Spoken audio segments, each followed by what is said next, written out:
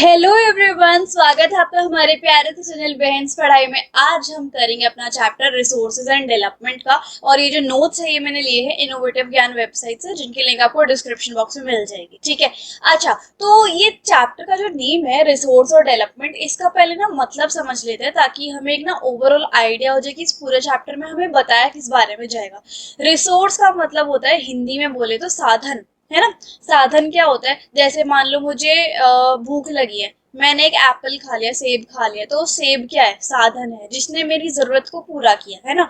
अब मुझे ऐसा लग रहा है कि वीडियो में मुझे थोड़ा सा अपना चेहरा जो है उसपे थोड़ी सी लाइट की जरूरत है, तो मैं एक रिंग लाइट लेके आऊंगी, है ना, या फिर एक सॉफ्ट बॉक्स लाइट लेके आऊंगी, जिससे कि मेरी जो नीड है लाइटनिंग की वो जो है फुलफिल हो जाएगी। तो इस केस में मेरा जो साधन है, रिसोर्स है, वो क्या हो गया, रिंग लाइट होगी या फिर सॉफ्ट बॉक्स लाइट होगी, है ना। तो रिसोर्स का मतलब समझ में आया। अब डेवलपमेंट क्या होता है, डेवलपमेंट मतलब की बढ़ोतरी, है ना। बढ़ोतरी यानी कि और भी आप बोल सकते हो विकास की, ग्रोथ जिसे आप कह सकते हो। जैसे पहले आप थे क्लास 9th में, अब आप हो गए हो क्लास 10th में, तो आपकी डेवलपमेंट हुई, ग्रोथ हुई, विकास हुआ, बढ़ोतरी हुई। So this is resource and development, और इसी के बारे में हमें पूरे चैप्टर में पढ़ना है। और बहुत आसान है, सेकंड क्लास से ये सब चीजें आप पढ़ते आ रहे हो, ठीक है, बिल्कुल भी टफ नहीं है। तो इसी के साथ साथ अपना चैप्टर स्टार्ट करते हैं बिना किसी देरी के।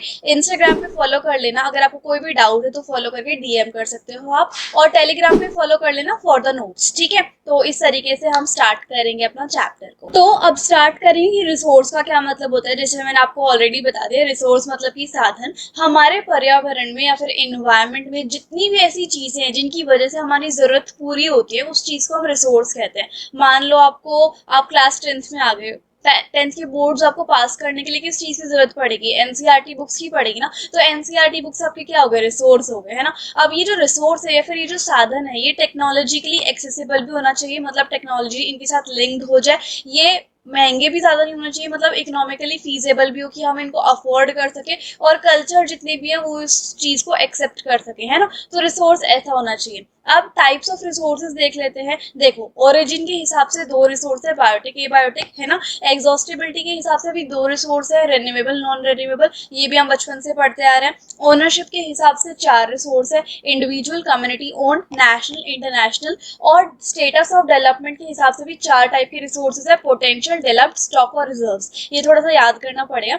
बाकी इनकी डेफिनेशन बहुत ईजी है। जैसे कि अगर आप बायोटिक रिसोर्स की बात करो तो ऐसे रिसोर्सेज जिनके अंदर जान होती है, जो लिविंग होते हैं, जैसे कि फ्लोरा एंड फोना। फ्लोरा मतलब प्लांट और फोना मतलब animal, fishes, human beings, life stocks, है ना। एबायोटिक जिनके अंदर जान नहीं होती, जैसे कि रॉक और मेटल, ये नॉन लिविंग होते हैं, है ना। एग्जॉस्टिबिलिटी में कौन से आते हैं, रेन्यूएबल रिसोर्स। ये कौन से होते हैं, जिसको हम रिन्यू कर सकते हैं अगर ये खत्म हो जाए तो, या फिर रिप्रोड्यूस कर सकते हैं, जैसे कि सोलर और विंड एनर्जी। समझ में आ गया। और नॉन रेन्यूएबल कौन से रिसोर्स होते हैं, ऐसे साधन जिनको, जैसे कि अगर ये खत्म भी हो गए तो इनको बनने में बहुत साल लग जाते हैं, मिलियन बिलियन ईयर्स लग जाते हैं। जैसे सॉइल हो गई, सॉइल एक बार खत्म हो जाए या फिर कोल और पेट्रोलियम खत्म हो जाए ना, तो अरबों खरबों साल लग जाते हैं इनको बनने में। पता है नहीं आपको बात, ओके। ओनरशिप के हिसाब से चार होते हैं। पहला तो आगे इंडिविजुअल रिसोर्स, मतलब कोई ऐसा साधन जिसको कोई एक सिंगल इंसान जो है ओन करता हो, उसकी उसकी वो चीज हो। जैसे कि कोई लैंड हो गई इस तरीके से, है ना, फार्म लैंड, या फिर कोई अलग से लैंड। कम्युनिटी ओन रिसोर्सेज कौन से होते हैं, ऐसे रिसोर्सेज जिसको पूरी कम्युनिटी जो है उसके ऊपर कब्जा करके रखती है, पूरी कम्युनिटी उसको एक्सेस या फिर यूज कर सकती है। जैसे कि ब्यूरियल ग्राउंड्स, वो क्या होता है, शमशान घाट हो गए, वो सबके सब यूज कर सकते हैं। ग्रेजिंग ग्राउंड, जिनके पास मतलब भेड़ बकरी है या फिर कैटल है, वो वहां पे ले जाके उनको चरा सकता है, ठीक है। तो ये कम्युनिटी ओन रिसोर्सेज होते हैं। नेशनल रिसोर्स कौन से होते हैं, ये ऐसे रिसोर्स होते हैं जो कि हमारे देश के अंदर अंदर मिलते हैं, ठीक है। हमारे देश के ओशन के अंदर और हमारे देश की पॉलिटिकल बाउंड्रीज के अंदर अंदर जितने भी साधन है वो नेशनल होते हैं, ठीक है। जैसे कैनाल, रोडवेज, वाटरवेज, रेलवेज, इस तरीके से। इंटरनेशनल रिसोर्स कौन से होते हैं, ये एक टीम होती है साइंटिफिक रिसर्चर्स या फिर साइंटिफिक एक्सपर्ट्स की। वो लोग क्या करते हैं, रिसर्च करते रहते हैं उस इंटरनेशनल एरिया पे, और जो भी वहां से रिसोर्सेज निकलते हैं तो उससे वो दूसरे नेशंस की हेल्प करते हैं, पूरे नेशन, सभी नेशन की जो पूरे वर्ल्ड में, ताकि ह्यूमन की जो लाइफ है वो और इजी हो जाए और ह्यूमन की नीड्स जो है सेटिस्फाई हो जाए। ये होते हैं इंटरनेशनल रिसोर्सेज। अब स्टेटस ऑफ डेवलपमेंट के हिसाब से भी चार है। पहला है पोटेंशियल रिसोर्सेज। पोटेंशियल रिसोर्सेज यानी कि काबिल वाले रिसोर्सेज, ऐसे रिसोर्सेज जो किसी ऐसी जगह पर मिलते हैं जिनको हम फ्यूचर में यूज कर सकते हैं, जैसे कि सोलर पावर, विंड पावर। अब विंड मिल्स भी हर जगह नहीं लगी रहती, कुछ सिलेक्टेड एरिया पे लगी रहती है, ठीक है। ऐसे। अच्छा, अब और कौन कौन से थे? ये हो गए पोटेंशियल। डेवलप्ड रिसोर्सेज कौन से होते हैं? जिन रिसोर्सेज का हम सर्वे कराते हैं, उनकी क्वालिटी चेक करते हैं, उनकी क्वांटिटी चेक करते हैं, और कैसे इनका यूटिलाइजेशन हम कर सकते हैं, वो होते हैं डेवलप्ड रिसोर्सेज। जैसे कि कोल और पेट्रोलियम, हमें पता है आज हमारे देश में कितना कोयला है, कितना पेट्रोल बचा हुआ है, सब कुछ पता है, उसकी क्वालिटी पता है, उसकी क्वांटिटी पता है, उसका सर्वे भी किया हुआ है, तो वो होते हैं डेवलप्ड रिसोर्सेज। ठीक है। स्टॉक कौन से होते हैं? कि हमारे पास एक अप्रोप्रिएट टेक्नोलॉजी होनी चाहिए उन रिसोर्सेज को एक्सेस करने के लिए, और वो रिसोर्सेज जो है आगे जाके ह्यूमन नीड्स को सेटिस्फाई कर पाएंगे। लेकिन अभी फिलहाल में हमारे पास ऐसा कोई रास्ता नहीं है कि हम उनको यूज करें या फिर उनको एक्सेस कर पाए, है ना। तो ना स्टॉक कहते हैं इसको, जैसे कि हाइड्रोजन इन वाटर। ठीक है।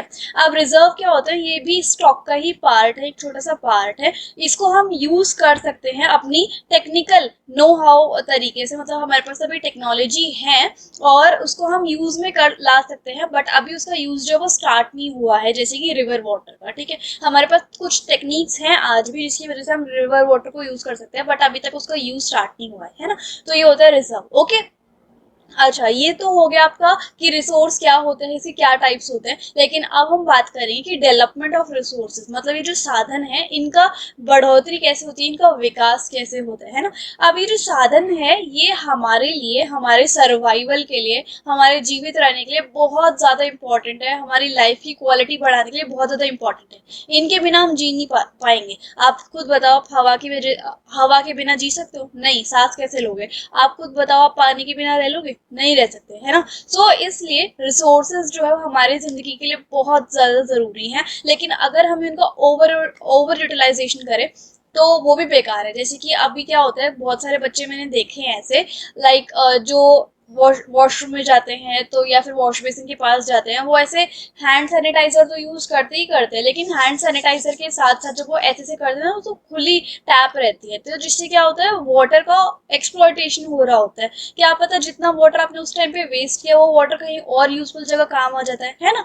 तो इससे क्या होता है, अगर हम रिसोर्सेज का ओवर यूटिलाइजेशन करें या फिर उनका एक्सप्लॉयटेशन करें तो बहुत ज्यादा ग्लोबल प्रॉब्लम्स आ जाती है ना। जैसे ग्लोबल वार्मिंग हो गई, ओजोन का जो लेयर डिप्लीशन हो रहा है वो ज्यादा बढ़ेगा, एनवायरमेंट पोल्यूशन होगा, पर्यावरण को नुकसान होगा, लैंड डिग्रेडेशन होगा, है ना। तो इस तरीके से, तो इसलिए हमारे पास जितने भी साधन हैं उनका इक्वल डिस्ट्रीब्यूशन करो, मतलब हर इंसान को उतने साधन मिलने चाहिए जितना उसको नीड है, ज्यादा मत दो उसको, है ना, और सभी में इक्वली बांटो। ओके।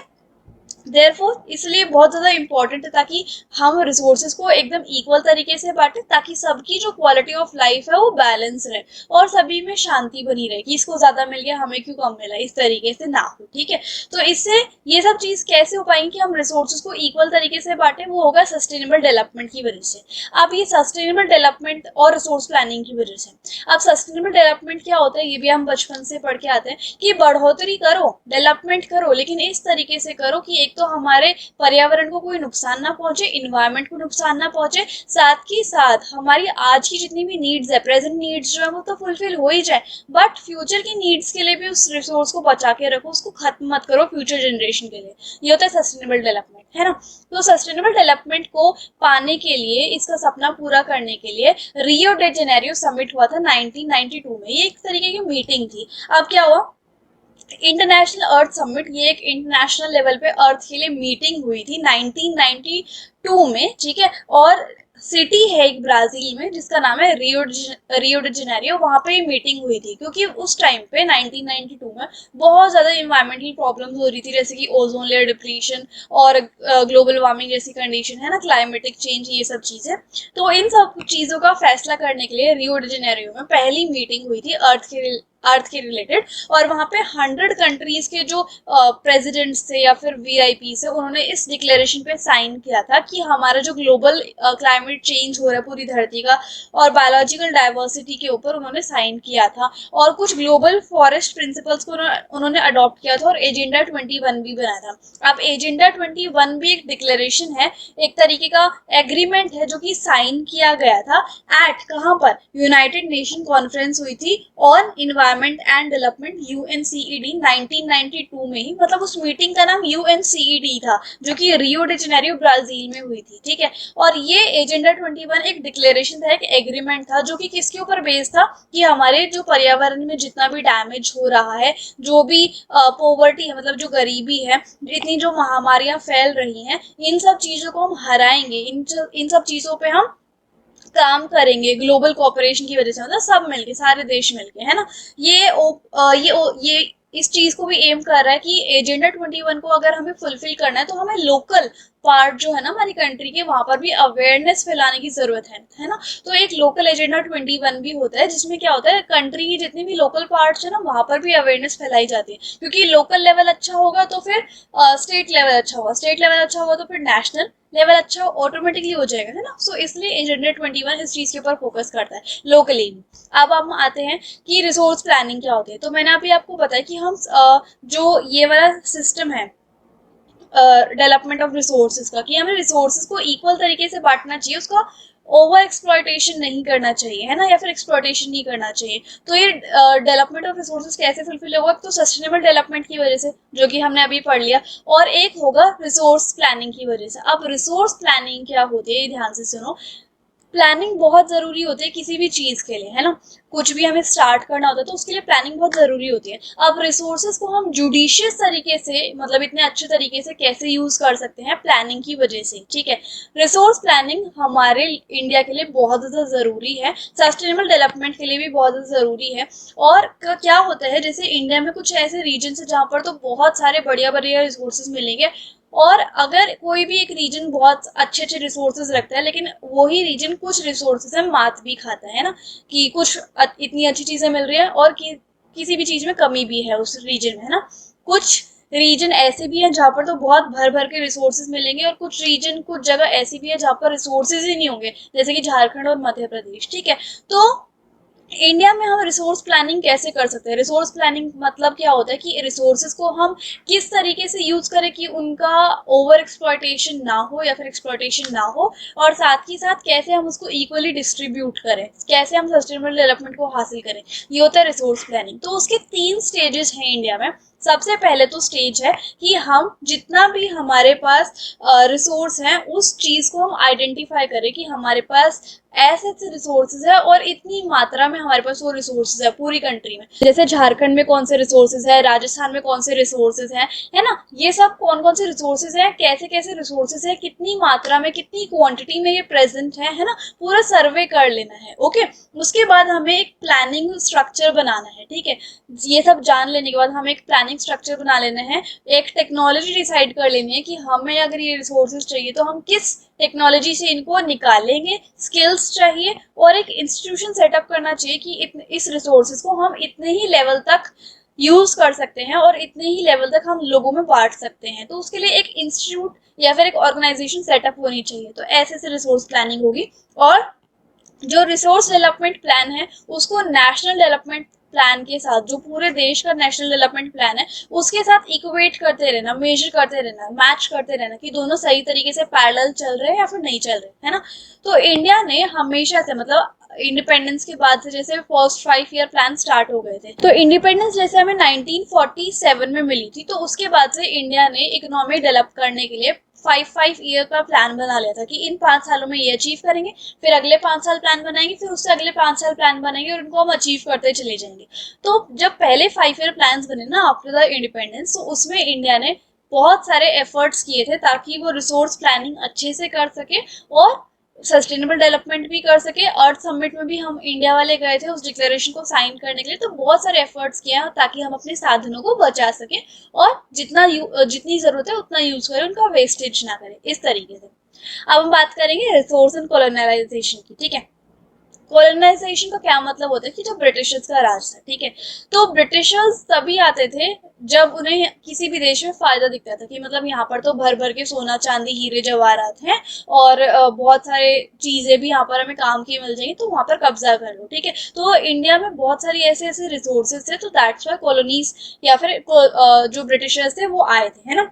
और टेक्नोलॉजिकल डेवलपमेंट जो ब्रिटिशर्स अपने साथ लेके आए थे कि इस चीज को एक्सप्लॉइट करने के लिए नेचर से हमें ये टेक्नोलॉजी टेक्नोलॉजी लगेगी, है ना। तो उन्होंने बहुत ज्यादा हमारे देश का नुकसान किया था, हमारे नेचुरल रिसोर्सेज निकाल निकाल के with the help of technology, ठीक है।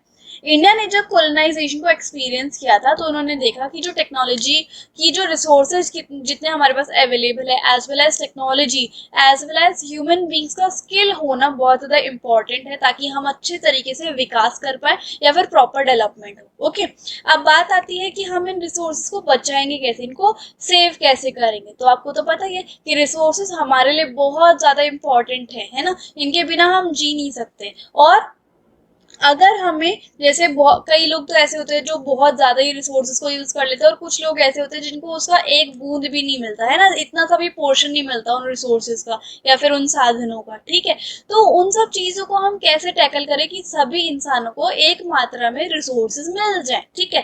तो इसलिए इन चीजों को टैकल करने के लिए हमारे पास सबसे ज्यादा हम कर सकते हैं इन सब चीजों को by the help of resource conservation, अगर हम रिसोर्सेज को बचाएंगे। तो अब आप बताओ कि कैसे बचाएंगे। तो इंटरनेशनल लेवल पे भी हमने बहुत सारे ऐसे तरीके या फिर डिक्लेरेशन साइन की हुई है, जिसकी वजह से रिसोर्स को हम कंजर्व कर सकते हैं, सेव कर सकते हैं।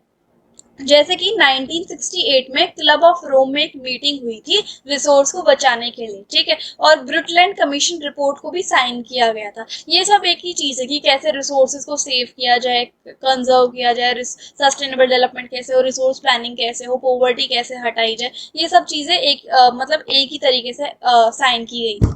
तो ये सब तो था रिसोर्सेज के बारे में कि रिसोर्सेज क्या होते हैं, रिसोर्सेज के कैसे टाइप होते हैं, रिसोर्स प्लानिंग क्या होती है, रिसोर्सेज को कंजर्व कैसे किया जाए, है ना, सस्टेनेबल डेवलपमेंट क्या होता है, ये सब चीजें, ठीक है। अब हम बात करेंगे लैंड रिसोर्सेज की, और फिर एक पार्ट और बचेगा सॉइल का, ठीक है। तो ये दोनों चीजें और पढ़नी है, उसके बाद हमारा चैप्टर जो है खत्म हो जाएगा। अब हम स्टार्ट करते हैं लैंड रिसोर्सेज से। अच्छा, लैंड रिसोर्सेज कौन से होते हैं। लैंड यानी कि जमीन हमारे लिए बहुत इंपॉर्टेंट नेचुरल साधन है या फिर नेचुरल रिसोर्सेज है, और ये बहुत लिमिटेड है, इसलिए हमें अपनी प्लानिंग जो है वो बहुत केयरफुली करना चाहिए कि कैसे हम जमीन को किस चीज के लिए बांट रहे हैं, ठीक है। तो लैंड रिसोर्सेज इन इंडिया की, इंडिया में कितनी लैंड प्रेजेंट है उसी के हिसाब से तो प्लानिंग होगी ना। अच्छा, इंडिया का जो जोग्राफिकल एरिया है या फिर लैंड वाला जो पार्ट है वो अलग अलग तरीके से डिवाइडेड है, क्योंकि इंडिया में फॉरेस्ट एरिया भी है, फॉरेस्ट लैंड भी है, माउंटेन एरिया भी है, प्लेट्यूज भी है, प्लेन्स भी हैं। तो उसी के हिसाब से तो हम जमीन को बांटेंगे ना। तो यहाँ पर देखो 43% तो हमारे पास प्लेन लैंड एरिया है, ठीक है, और 27% प्लेट्यू है, और 30% जो है माउंटेन्स के लिए है, ठीक है। तो अब यहाँ पर जो 43% प्लेन लैंड है ना हमारे पास, वो एग्रीकल्चर के लिए की चल खेती बाड़ी करनी है, ताकि सभी इंडिया के लोगों का पेट भर सके, और इंडस्ट्रीज के लिए है, ठीक है। 27% जो प्लेट्यू है वहां पर हमें मिनरल्स मिलते हैं, फॉसिल फ्यूल मिलता है, और फॉरेस्ट मिलते हैं, और 30% जो है एरिया माउंटेन्स का है, ठीक है। अब हम लैंड को या फिर जमीन को यूटिलाइज कैसे करेंगे, ठीक है। यहाँ पर देखो लैंड जो है अलग अलग इकोनॉमिकल पर्पस के लिए यूज की जाती है। सबसे पहले तो फॉरेस्ट, जो जंगल है, जो फॉरेस्ट क्या होता है, एक ऐसी लैंड या फिर एक ऐसा प्लेस जहां पर सिर्फ पेड़ ही पेड़ हो, तो वो होता है जंगल यानी कि फॉरेस्ट। अब एक मतलब बहुत सारी जमीनें ऐसे भी होती हैं जहां पर कल्टीवेशन नहीं हो सकता, यानी कि खेती बाड़ी नहीं हो सकती, तो उसको हम कहते हैं बैरन और वेस्ट लैंड, मतलब जहां पर कुछ भी नहीं हो सकता, खेती बाड़ी हो ही नहीं सकती है। अब ऐसा थोड़े ना कि पूरी जमीन जो है वो उपजाऊ ही रहती है, बंजर जमीन भी होती है, बैरन, बैरन मतलब होता है बंजर जमीन, ठीक है। तो वहां पर तो खेती बाड़ी हो ही नहीं सकती, और अगर होगी भी तो बहुत खर्चा मांग के होगी। तो ऐसी जगह पर जहां पर एग्रीकल्चर नहीं हो सकता, वहां पर हम बिल्डिंग, रोड और इंडस्ट्री सेटअप कर देते हैं, है ना। अनकल्टिवेटेड अदर लैंड की मतलब कोई और ऐसी जमीन जहां पर जो ऐसी बंजर है, जहां पर खेती बाड़ी नहीं हो सकती, तो वहां पर हम ग्रेजिंग लैंड बना देते हैं कि चल भैंस भेड़ बकरी को अगर चरना होगा तो यहाँ पर आ जाएंगे, पैस्चर्स बना देंगे, और कुछ पेड़ वेड़ भी लगा देंगे, ठीक है। और कल्चरली वेस्ट लैंड भी बन जाएगी कि मतलब पूरे जितने भी लोग हैं उन सभी का वेस्ट जो है वो यहाँ पर इस जमीन पे आ जाए, जैसे कूड़ा वगैरह, है ना, इस तरीके से। अब फैलो लैंड कौन सी होती है, पहले तो फैलो का मतलब समझो। फैलो एक ऐसी फार्मिंग टेक्निक होती है जो कि यूज होती है अरेबल लैंड पर, अरेबल इज बंजर लैंड, ठीक है। और वहां पर क्या होता है, उस बंजर जमीन को छोड़ दिया जाता है 1 या फिर 2 सालों के लिए, ठीक है, ताकि वो जो सॉइल है वो अपनी पुरानी फॉर्म में वापस आ जाए और उसके अंदर फुल ऑफ न्यूट्रिएंट्स हो। और जब वो रिकवर हो जाएगी वो सॉइल, तब हम क्या करेंगे, उसके ऊपर दोबारा से खेती बाड़ी करेंगे, ठीक है। तो ये एक फार्मिंग टेक्निक होती है जिससे हम बंजर जमीन को उपजाऊ बना सकते हैं, ठीक है। इस तरीके से। तो जो फैलो लैंड होती है वो एक ऐसी लैंड होती है जहां पर हम 1-1.5 साल के लिए कोई भी कल्टीवेशन नहीं करते, ताकि जमीन जो है खुद को रिकवर कर ले, है ना। अच्छा, other than current fallow land, अगर कोई और भी बहुत सारी फैलो लैंड है जिसको हमने 5 या फिर 6 सालों तक नहीं छुआ है, तो वो भी इंक्लूडेड होती है फैलो लैंड्स के अंदर। और नेट सोन एरिया कौन सा होता है? ये टोटल एरिया होता है जहां पर हमने क्रॉप्स उगाई हुई होती है, ऑर्चार्ड्स उगाए हुए होते हैं, और वो वंस अ ईयर ही होता है, ठीक है। तो ये होता है land sown area, net sown area, okay. So it represents the area in which total crops are grown only once a year, okay। अब land use pattern in India, की इंडिया में कैसे कैसे लैंड यूज होती है वो देख लेते हैं। तो इंडिया में लैंड यूज इस तरीके से होते हैं कि उस लैंड का क्लाइमेट क्या है, सॉइल क्या है, टोपोग्राफी यानी कि टॉप सॉइल किस तरीके की है ना, और कितनी ह्यूमन वहां पर प्रेजेंट है, टेक्नोलॉजिकल कैपेसिटी कितनी है, कल्चर कैसा है, ट्रेडिशन कैसा है, उसी के हिसाब से लैंड को डिवाइड किया जाता है। तो इंडिया में total land area 3.28 million square kilometre, और यहाँ पर इसमें से जो लैंड है परमानेंट पैस्चर की, यानी कि चरने वाली जगह, वो जो है डिक्रीज होती जा रही है। और इंडिया के पास लैंड का डाटा जो है वो सिर्फ 93% का है, बाकी के 7% लैंड कहाँ पर यूज होती है इसका डाटा अभी तक हमारे पास नहीं है। अब हम बात करेंगे कि इंडिया में लैंड यूज का जो पैटर्न है ना वो हर साल चेंज होता रहता है, जैसे कि 1960 और 61 में, और 2014-15 में काफी सारे पैटर्न हमने काफी सारे चेंजेस हमने लैंड यूज पैटर्न में देखे। अब वो कौन कौन से चेंजेस है ये देख लेते हैं। जो बहुत सारी other than current fallow lands है ना, वो बहुत ज्यादा पुअर क्वालिटी के हैं, मतलब बेकार क्वालिटी की है, वहां पर खेती बाड़ी नहीं हो सकती, और वहां पे अगर आप खेती बाड़ी करोगे तो बहुत हाई कॉस्ट की होगी, ठीक है, हाई कॉस्ट की होगी। और the pattern of net sown area, और जो नेट सोन एरिया है वो हर स्टेट टू स्टेट बदलता रहता है, कि उस स्टेट का नेट जोन एरिया इतना है, उस स्टेट का इतना है, तो ये सब चेंजेस आते रहते हैं। और फॉरेस्ट जो है इंडिया में वो 33% तो होना ही चाहिए, मतलब जैसे 3.28 मिलियन स्क्वायर किलोमीटर का जो जोग्राफिकल एरिया इंडिया का, वहां पर 33% तो आपका फॉरेस्ट होना ही होना चाहिए। बट हमारे इंडिया में 33% फॉरेस्ट लैंड नहीं है, कमी है इस तरीके से, ठीक है। अब वेस्ट लैंड जो है उसके अंदर रॉकी, एरिड, मतलब कि रेतीला जो है वो चीजें आ जाती है, डेजर्ट एरिया आ जाता है वहां पर। और बहुत सारी नॉन एग्रीकल्चर लैंड भी होती है, उसके अंदर हम क्या कर देते हैं, सेटलमेंट्स कर देते हैं, रोड बना देते हैं, रेलवेज आ जाती है, घर बना देते हैं, इंडस्ट्रीज बना देते हैं। तो इसी तरीके से लैंड यूज पैटर्न है। अब ये जो लैंड है, ये जो जमीन है, इसका बहुत डिग्रेडेशन हो रहा है। डिग्रेडेशन मतलब कि हम इसको बहुत खराब कर रहे हैं, और इसको हम बचा कैसे सकते हैं उसके ऊपर हम बात करते हैं, ठीक है। तो ये बहुत कॉमन प्रॉब्लम है कि जितने भी हमारे पास जमीन है, हम उसको जैसे डिफॉरेस्टेशन करके, ओवर ग्रेजिंग करके, माइनिंग करके खराब कर रहे हैं। और कभी कभी तो सॉइल इरोजन आ जाता है, या फिर विंड की वजह से भी इरोजन हो जाता है ऊपरी टॉप सॉइल का, ठीक है। मिनरल्स की वजह से भी, क्योंकि हम मिनरल्स धरती के अंदर से निकालते हैं, तो हमारी लैंड जो है वो डिग्रेड हो जाती है, बेकार हो जाती है। तो हम इसको कैसे सेव कर सकते हैं? एक तो हम पेड़ लगा के, एफॉरेस्टेशन करके, दूसरा हम एक प्रॉपर मैनेजमेंट सिस्टम करें कि अगर भेड़ बकरियों को हमें चराना है, ग्रेज करवाना है, तो उसके लिए ये जमीन अलॉटेड है। हम माइनिंग के ऊपर कंट्रोल करें, शेल्टर बेल्ट्स लगाए। शेल्टर बेल्ट्स क्या होती हैं कि जैसे ये आपका खेत है तो इसकी बाउंड्रीज कर दो बड़े बड़े पेड़ों से, ताकि सॉइल इरोजन से, विंड इरोजन से हमें छुटकारा मिल जाए, ठीक है, या फिर उसका अच्छे से ट्रीटमेंट हो जाए। इंडस्ट्रियल वाटर का प्रॉपर ट्रीटमेंट हो जाए। Industrial water in the sense कि जो भी इंडस्ट्री से गंदा पानी आता है उसका अच्छे से ट्रीटमेंट किया जाए, सॉइल के ऊपर ना जाए, ठीक है। और सैंड ड्यून्स का स्टेबलाइजेशन करो, ऐसे ऐसे सैंड होनी चाहिए आपकी, ताकि जो अगर पानी भी आए तो वो वहीं पर समा जाए, ठीक है, वो टॉप सॉइल लेयर को जो है उड़ा के ना ले जाए, इस तरीके से। तो ये था लैंड के बारे में। उससे पहले हमने रिसोर्सेज के बारे में पढ़ा। अब हमारा जो लास्ट टॉपिक बचा है वो है सॉइल। इसके बारे में और कंप्लीट कर इसके बारे में और देख लेते हैं, ठीक है। अब सॉइल यानी कि मिट्टी। मिट्टी एक लिविंग सिस्टम होता है जिसके अंदर बहुत सारी चीजें होती हैं, और वो डिफरेंट डिफरेंट लाइफ या फिर लिविंग ऑर्गेनिज्म को सहारा देती है, सपोर्ट करती है, ठीक है। अब मिट्टी कैसे बनती है? ये एक नॉन रिन्यूएबल रिसोर्स है, मतलब कि इसको ना अरबों खरबों साल लग जाते हैं बनने में, थोड़ी सी बनने में वो भी, ठीक है, मतलब डीपर लेवल पे बनने में भी इसको बहुत बिलियन ईयर्स लग जाते हैं। और ये किसके ऊपर डिपेंड करता है? Parent rock, bed rock, climate, vegetation, other forms of life, और टाइम जो है बहुत इंपॉर्टेंट फैक्टर्स होते हैं सॉइल के बनने में, ठीक है। तो ये सब चीजें होती हैं। अब सॉइल भी अलग अलग टाइप की होती है, जैसे कि alluvial, black, red and yellow, laterite, arid, forest and mountain soil, ठीक है।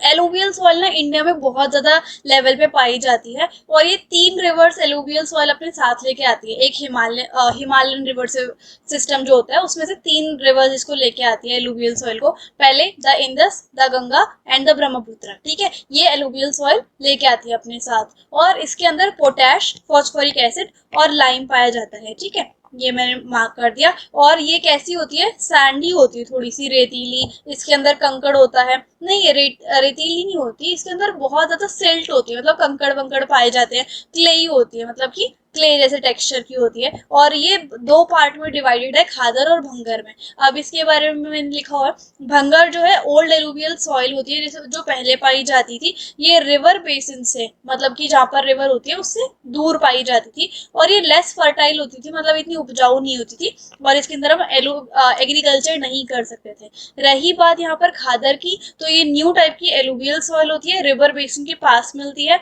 और ये बहुत फर्टाइल होती है, इसलिए हम इसमें एग्रीकल्चर वगैरह कर सकते हैं, ठीक है। तो ये होती है भंगर और खादर। तो एलुवियल सॉइल जो है वो 2 पार्ट में डिवाइडेड है, और इसके अंदर हम sugarcane, paddy, wheat, cereal और पल्स क्रॉप जो है वो उगा सकते हैं।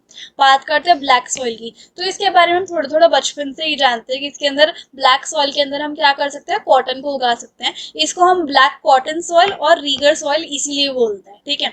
अभी कैसे बनती है, एक तो क्लाइमेटिक कंडीशन थोड़ी अलग टाइप की होती है, और कैसा पेरेंट रॉक मटेरियल है उसके हिसाब से ब्लैक सॉइल जो है वो बनती है।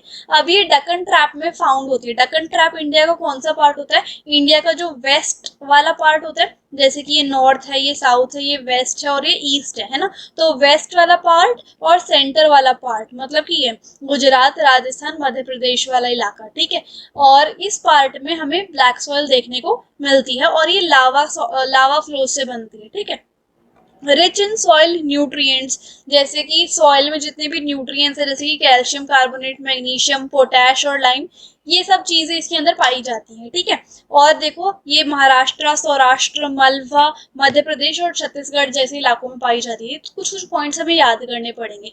रेड और येलो सॉइल से नाम से ही पता चल रहा है। अब ये रेड और येलो क्यों हो जाते हैं, क्योंकि इसके अंदर आयरन के पार्टिकल्स होते हैं, और मेटामॉर्फिक रॉक्स के पार्टिकल होते हैं, जो कि क्रिस्टलाइन फॉर्म में, क्रिस्टल्स की फॉर्म में हो जाते हैं। ये लो रेनफॉल एरिया में पाए जाते हैं। और इंडिया का जो डकन प्लेट्यू है वो भी ईस्ट और सर्दर्न पार्ट का, जैसे कि मैं यहाँ पे दिखाती हूँ, नॉर्थ, साउथ, वेस्ट, ईस्ट। तो ईस्ट और सर्दर्न पार्ट में जितनी भी स्टेट्स आती है ना, वहाँ पे रेड एंड येलो सॉइल ज्यादा पाई जाती है, जैसे कि आपका Odisha, Chhattisgarh, southern part, middle Ganga plain और वेस्टर्न घाट्स, इन सब चीजों में।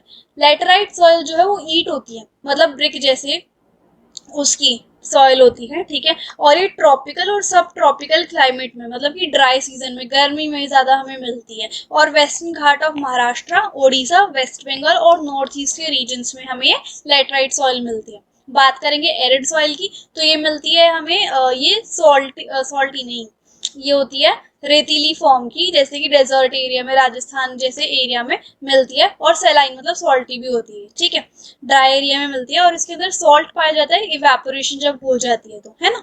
अब वेस्टर्न राजस्थान में पाई जाती है। फॉरेस्ट सॉइल आपको कहाँ पे मिलेगी, जहाँ पर जंगल होंगे, हिली और माउंटेनियस एरिया होगा, जहाँ पर रेन फॉरेस्ट काफी ज्यादा होंगे, और यहाँ पर काफी सारी रिवर्स वगैरह होंगी। आप बात करेंगे सॉइल इरोजन क्या होती है, कि जब हमारी जो सॉइल की पहली परत होती है, ऊपरी परत होती है, वो जब उड़ जाती है with the causes of soil erosion, या फिर पानी आ गया या फिर वाटर की वजह से, इस तरीके से होता है सॉइल इरोजन, यानी कि removal of the upper layer of soil, ठीक है।